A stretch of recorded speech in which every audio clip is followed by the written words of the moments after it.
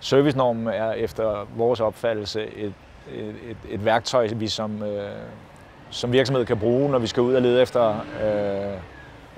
leverandører, således at vi ikke skal spilde vores tid på alle de useriøse aktører, der er i markedet. Hvordan går den i motor? Det går fint.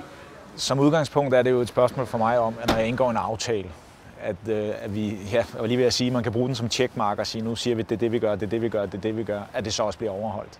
Og der er det selvfølgelig ofte, at vi oplever, at der kommer en meget dygtig sælger ind ad døren, og vi er jo ikke bedre end alle andre mennesker, at den springer vi da nok også på i ny og næ.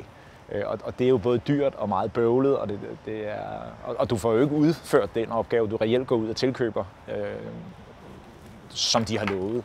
Og det er bare ressourcekrævende og spilder tid, for at sige det på pærdansk. Så har vi jo haft en oplevelse tidligere med et rengøringsselskab, som jo blev ved med at love og beskrive. De havde en dygtig skribent, og de havde en, der var rigtig dygtig til at snakke, men de fik grundlæggende ikke gjort det, de lovede.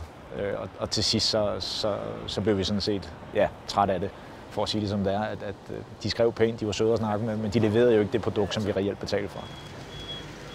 Der er ikke noget, der er nemmere her i landet end at skrive, at man indfrier alle de her ting, men når der ikke er nogen kontrolinstans, jamen så er der jo ikke rigtig noget ballast i det. Der er ikke rigtig noget punch i det. Men det vil der være i forbindelse med sådan en servicenorm, og det vil gøre det nemmere for mig at identificere en 3-4 selskaber, og så kan lade dem komme med deres tilbud, og så kan man jo så derfra vælge.